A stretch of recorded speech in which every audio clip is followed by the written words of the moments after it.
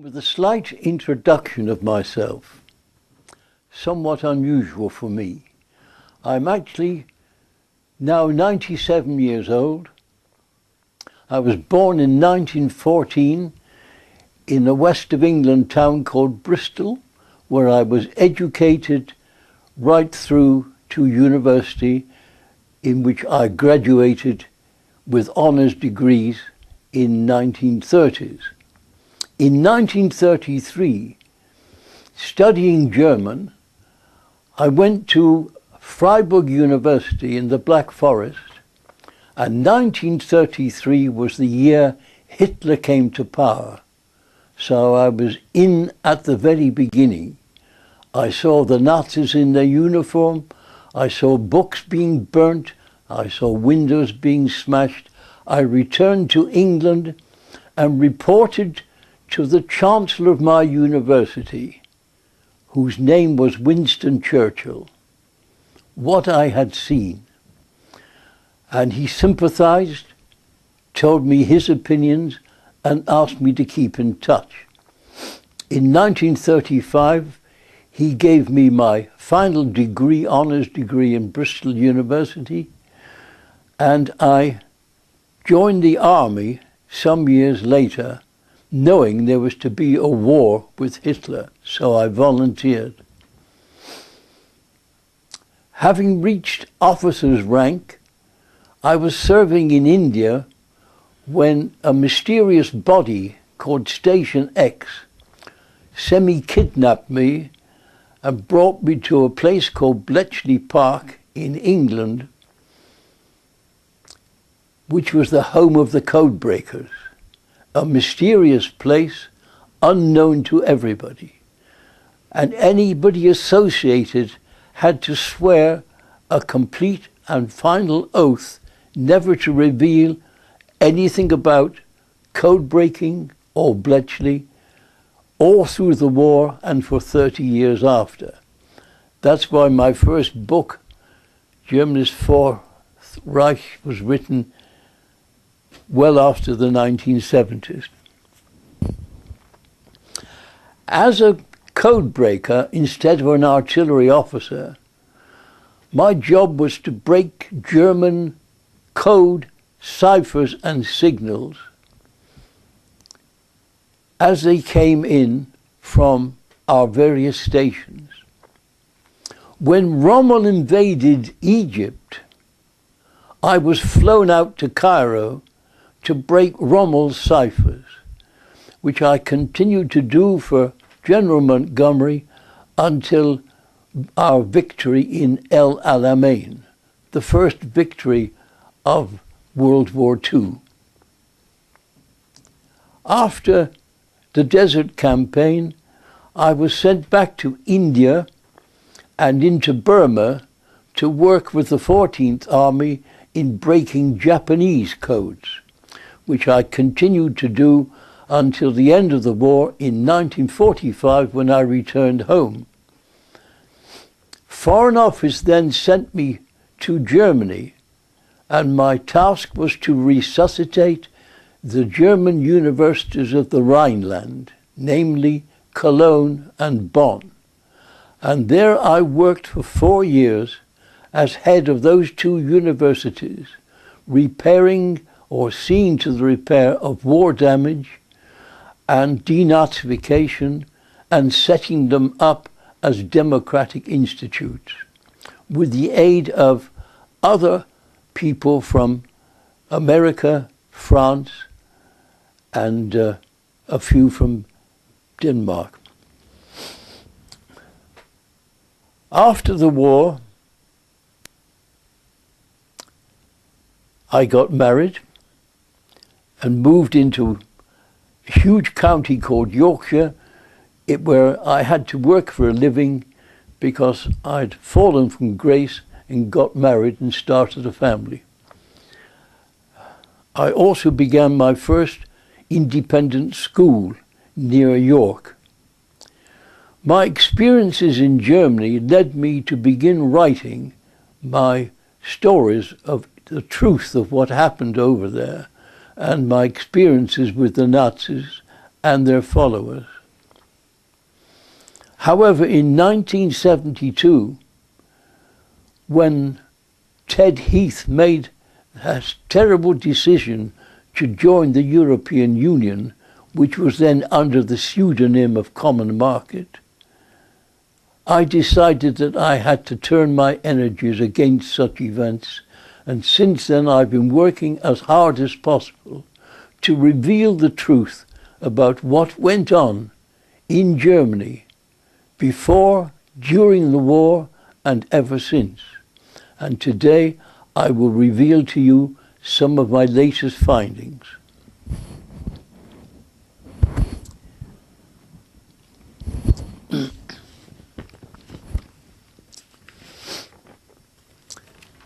Now in my 98th year,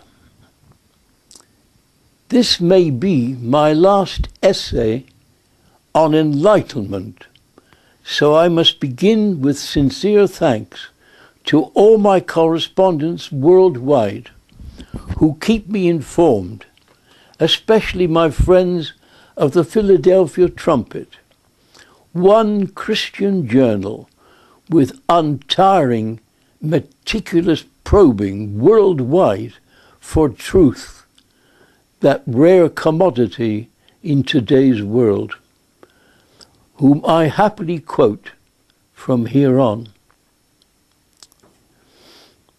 My talk is going to be divided into two main parts. The first is to discuss the European Union, the special coinage called the euro, and its probable fate. And the second part will be to introduce you eventually to the man I think may well become the new Fuhrer of Germany, not yet broadcast to the world. So I should be offering you something new.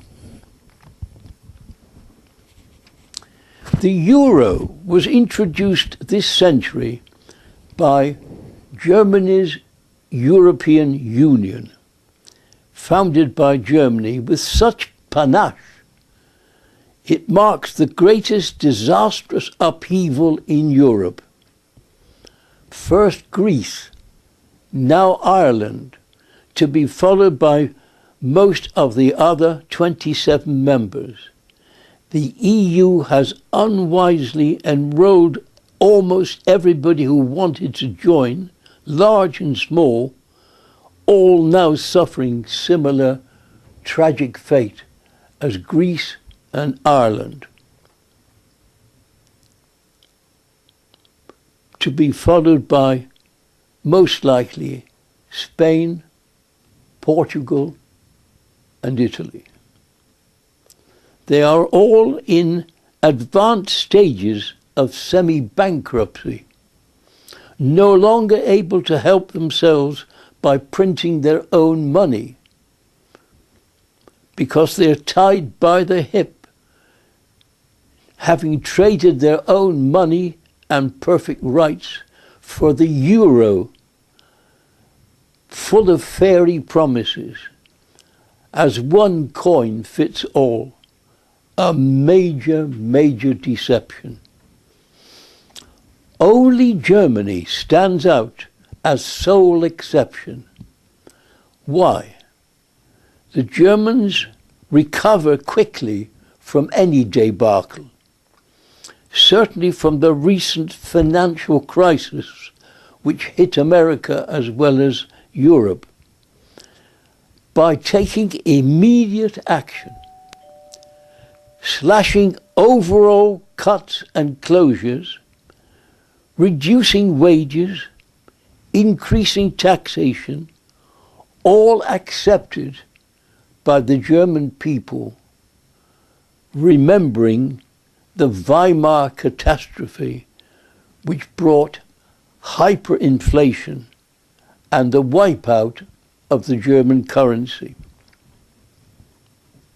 The result of this immediate action by Germany brought lower exchange rates,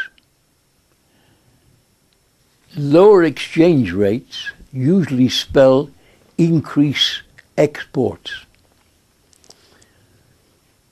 Increased exports bring rising employment, and the dynamic concentration of the Germans made the country the wealthy powerhouse of Europe, while the rest of Europe slides heedlessly into semi-bankruptcy. Yet, way back in the 1930s, it was the German elite, the people hidden at the head of the country, who planned the European Union back in the 1930s with a sole currency to bind everything together. These plans were continued later by a man called Walter Funk, who was Hitler's economics minister, with his Europäische Wirtschaftsgemeinschaft, which means the economic community. He proposed changing the single currency of the Reichsmark. That's the first time the single currency is mentioned for Europe. This was enshrined later in what was called the Treaty of Rome, followed by a treaty called Maastricht, because that's the town it was signed in, leading our mesmerized leaders step by step into the German hidden master plan, following Lenin's doctrine of gain and succeed, but by deceit. And they became masters of deceit, thus shaping the European Union.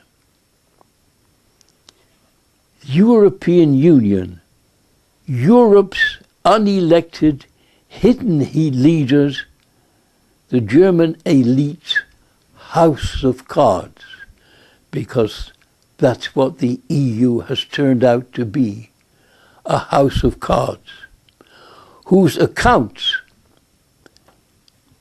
illegally extracted from members of the European Union, extorted by threats, with outrageous cheating, continuously have never been audited. In 14 years, all balanced.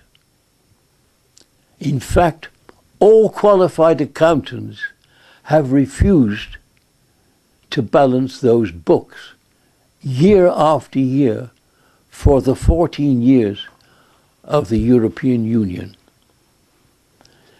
The first referendums brought resounding refusals by all people permitted of France, Holland, Ireland, Denmark to vote for or against the European Union. They all voted no. But the European Union leaders refused to accept the no. So they were all forced to vote again, illegally, until they gave a yes reply. That was an evil mockery, impossible to comprehend, of refusing to accept the vote of all the people. History will eventually reveal the farce of all this stupendous racket, seen through by the peoples permitted to vote in referendums, whilst their leaders weakly betrayed their own trusting people. By 1955, 10 years only after her greatest total crushing defeat, Germany gained permission to reconstitute a civilian-based Bundeswehr, armed services, because of America's fear at that time of a Cold War Russian communist uprising and invasion. But, as always, seizing this opportunity, Germany swiftly rebuilt and re-equipped her armed people's forces, admitting also to NATO as a new member. She quickly renewed all her pre-war successes, including the Balkans. In 1989, East Germany overthrew their communist regime.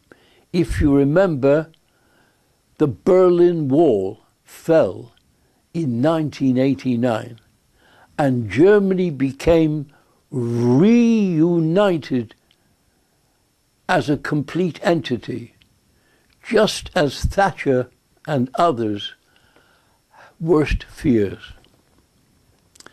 So here was Germany, now once again a bona fide world power, with leading arms and munitions exports, with her own standing army of some 300,000, the largest in Europe, by continuous, ruthless manoeuvring.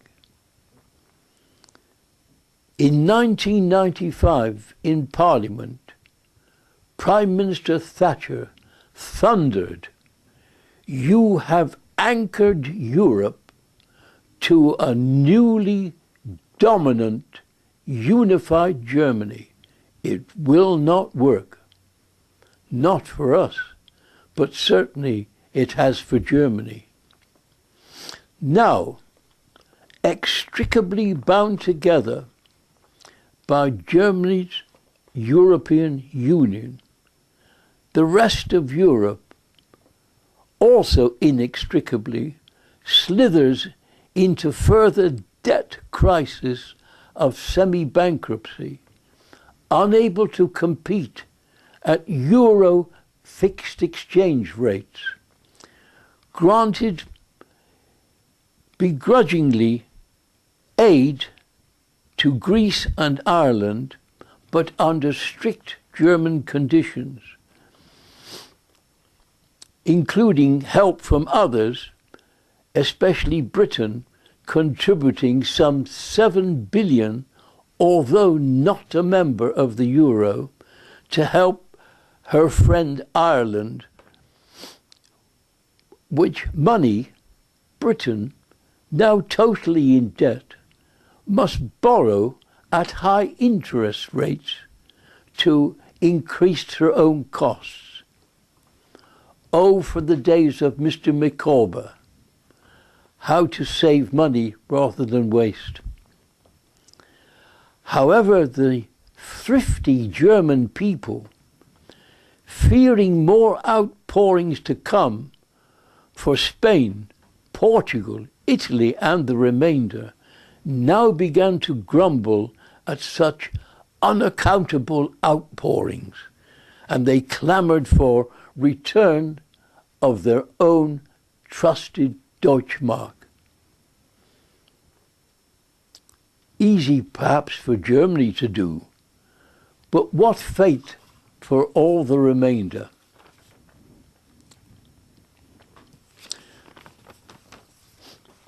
The German Supreme Court brought in a new law with the Bundestag Parliament, which totally limited Brussels and the European Court of Justice to have any control over German sovereignty, still held fully intact. all new ventures from Brussels must now first gain approval of the German court. Germany's total master play. So Germany no longer needs the euro or EU regulations and can now dictate further conditions, dispensing, if she will, with weaker members of the European Union. It has taken 20 years of determined drive and planning by German elite to reach total mastery of Europe, since the collapse of the Berlin Wall brought Prime Minister Kohl and his unification of Germany. By December 2009, Germany became the leading European economy, leading export nation, leading financial power, and the strongest political force, with expanding military power, actively engaged outside its own borders, although forbidden in 1955. Now Germany is vying with China as the world's top exporters. And the Lisbon Treaty Constitution now enables the creation of a pan-European army directly under German control. My first publication of year 2002 to 3 was called Germany's Four Reichs. It forecasts the present impasse, which you will find on pages 56 and 64, the end page, giving you an indication of how I saw what was going to happen in Germany with the creation not only of the EU, but of the ill-fated Europe. The euro, which has suddenly collapsed, I think was pre-planned so to do, with something else in mind to follow, but that we have to seek to find. But should you wish, you may download it from Google under Harry Beckhough. Okay? Thus, the German elite have accomplished their far forward planning in sequence. But what are their next plans? Do they revert to the D-Mark now, as their people request, leaving the euro to founder? As I mentioned, I think, originally planned, because the euro never had a firm foundation, never had its own treasury. Has it now therefore served its purpose? Or will they now select a quorum of leading EU members to accompany them aboard their next stage of world conquest, leaving their house of cards to collapse? A reminder comes to mind. In 1997, I heard the speech of Joschka Fischer, ex-communist, become leader of Germany's Green Party, saying, "Germany needs not democracy, but a system of statecraft similar to Soviet dictatorship, enabling the German political and military elite." First time I heard anybody in Germany actually mention the word elite which I did mention in my beginning as a hidden number of people who have directed events behind the scenes.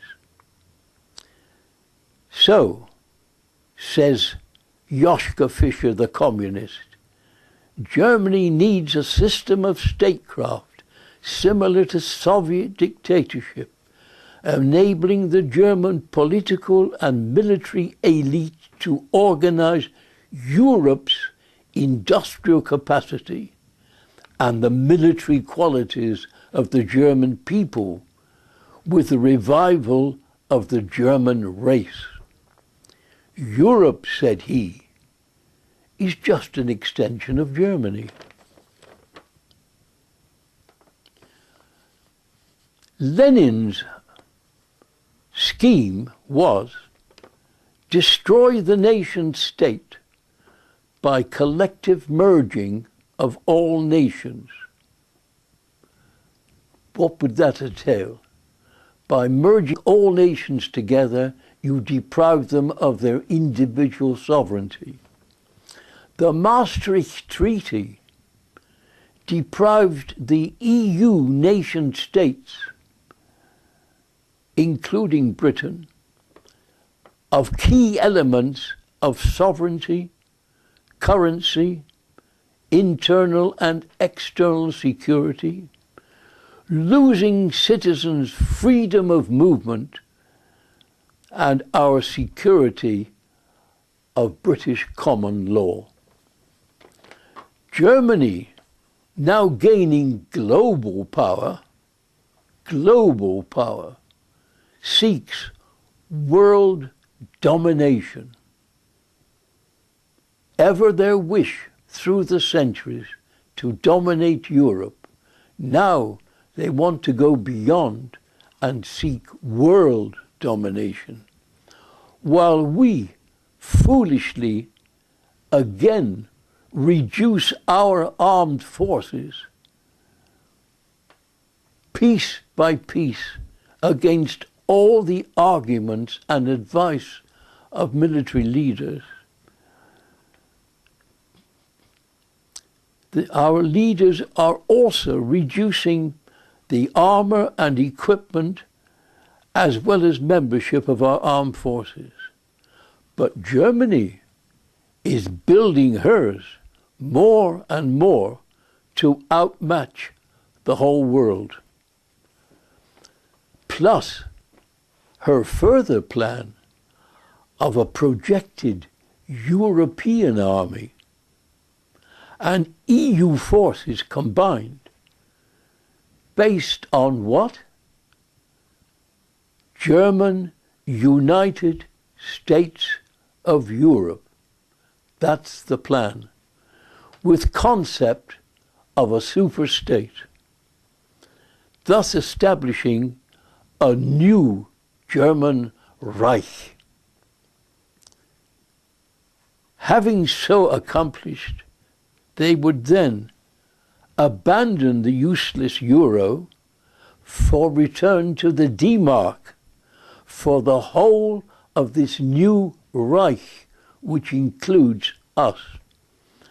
German control of the European Central Bank in Frankfurt makes her dictator of the European superstate without firing a single shot. This heading is of much more interest to many people, called the Bavarian influence on Germany. Munich, the capital of Bavaria, was Hitler's Nazi recruiting, training, and assembly base.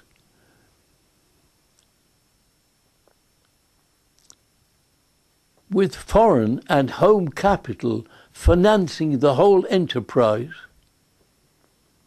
especially from American banks. Munich was also the least denazified post-war,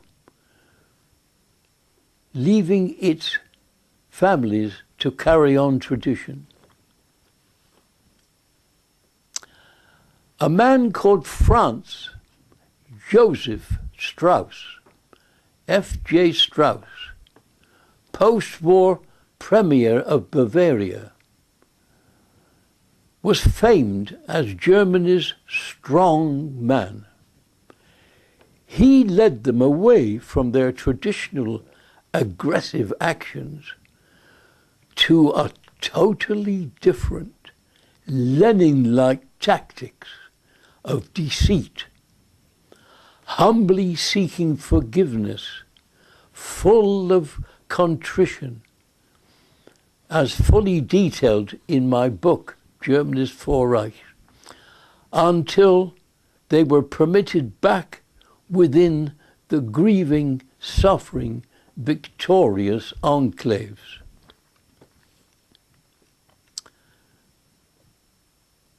Thus accompanying Lenin-like deceit.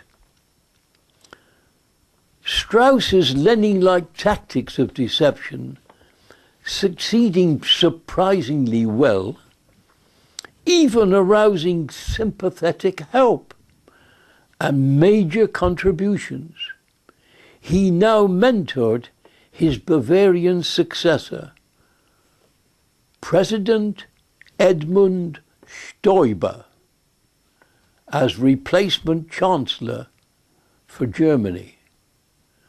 But outgoing Chancellor Schröder's intervention won that place for Angela Merkel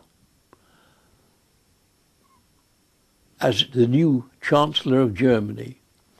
Stoiber, however, continued as President of Bavaria, turning it into a rich and prosperous Christian social union state.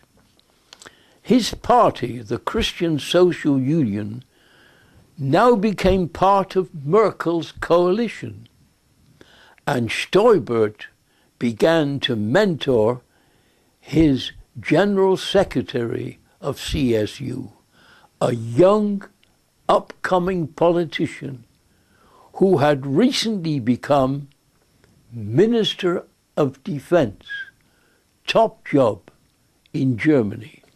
His name, listen carefully, Baron Karl Theobald zu Gutenberg, of whom much more later. Now, in addition to this dynastic Catholic trio of Franz Josef Strauss, Edmund Stoiber, and Karl Theobald zu Gutenberg, there emerges a fourth powerful Bavarian, one Joseph Ratzinger.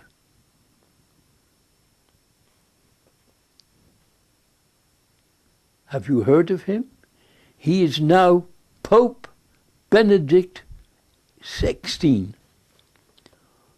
And all four of these Bavarians are dedicated to Roman Catholicism within Bavaria, its heartland.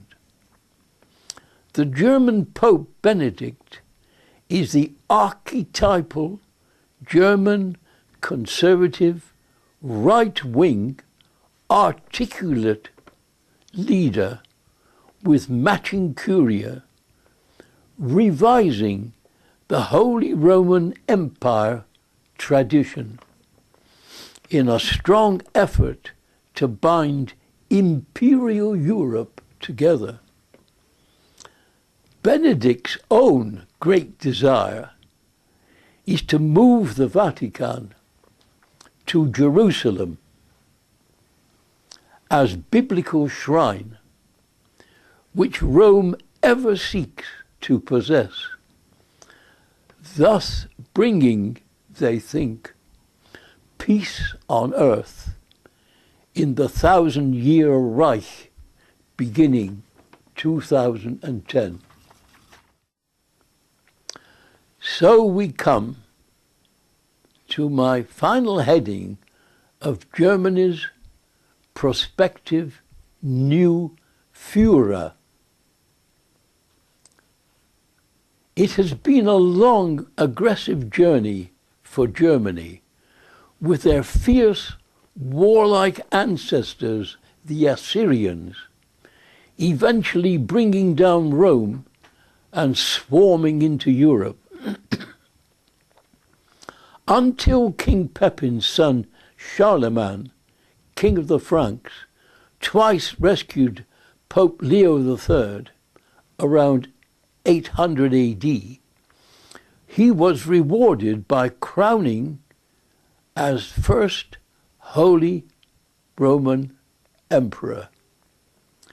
He then sought to weld all those aggressive Germani tribes together into the faith by Blut und Eisen, flowing blood and steel.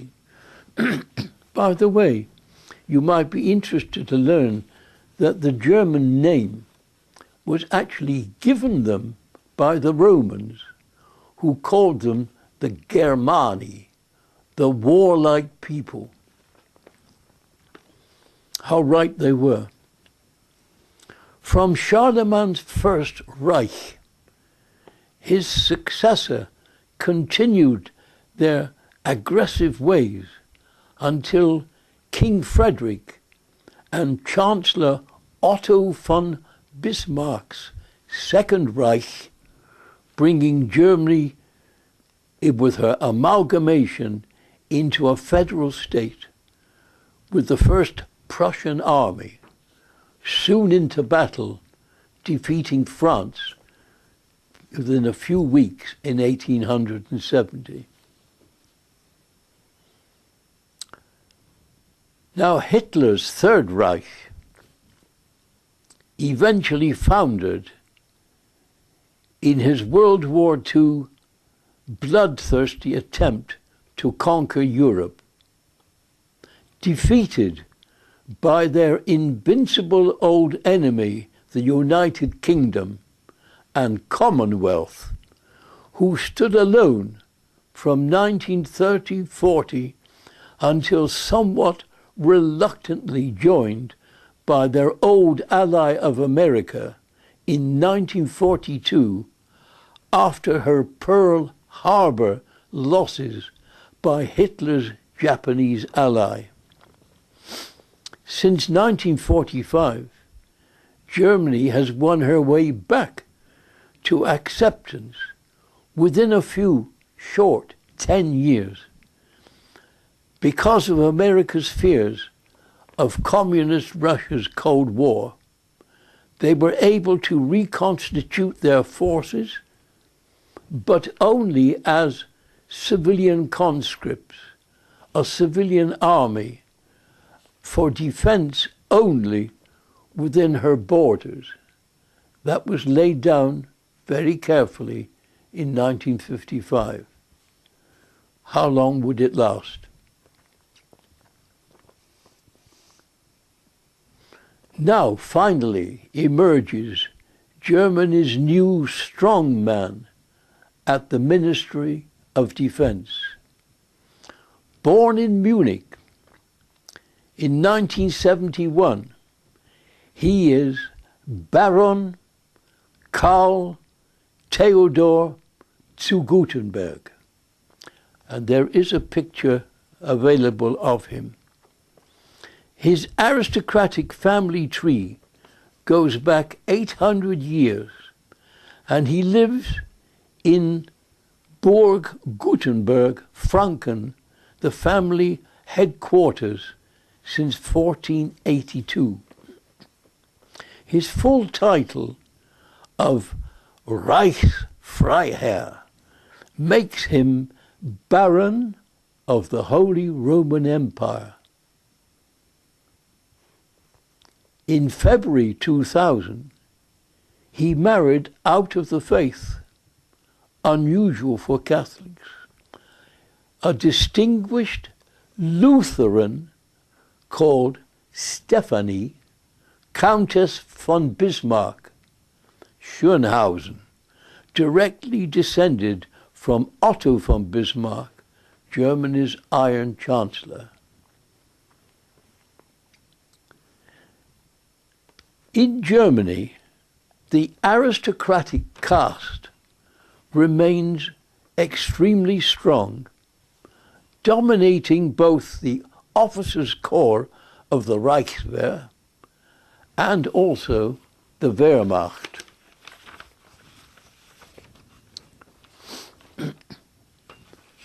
The aristocratic elite has played a leading role in German history, of whom you heard me speak in the beginning in the plotting and planning. So Gutenberg received a tumultuous welcome to his chosen command, having already done his military service. Karl Theodor, as he is called, has somewhat star appeal, especially as a celebrity in his own right. And the German youth call him KT, the Rocking Baron. So you see, he is quite active as well. But his aim is to build a United States of Europe under German command and on a par with his global economic weight, where might is right. He is connected to the historic House of Habsburg, ancient rulers. Add his family title, cementing all together, and here is my man to watch as future Fuhrer, more cultured and educated and aristocratic than Hitler. However, there are moments of interest to us, especially in recent family history. His grandfather, Karl Theodor zu Gutenberg, same name, resisted the Nazis and later became German foreign minister in 1960. His great-great-uncle, Karl Ludwig Freiherr von und zu Gutenberg, hated Hitler and became part of the plot to kill him. Caught by the Gestapo and tortured to death, he steadily refused to name any of his accomplices, which gives us a somewhat different outlook. Karl Theodor actually led the Christian Social Union on foreign policy. He is trying to swing the German population back into a military mindset again, with a strong following and popularity with the young, and especially with the Bundeswehr, whom he seeks to transform into a professional military.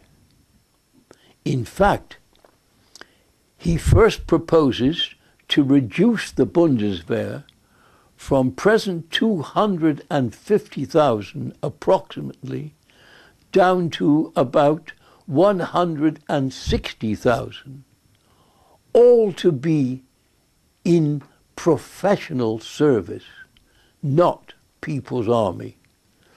Conscription as such will be dispensed with immediately, to be replaced by volunteers for professional service only.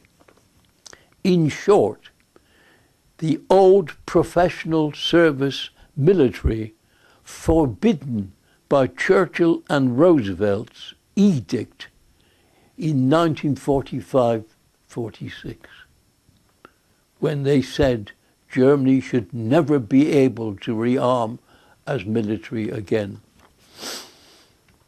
Now, under Theodor Gutenberg, the Bundeswehr will seek to act beyond the German borders to anywhere in the world, with permission to make war when necessary.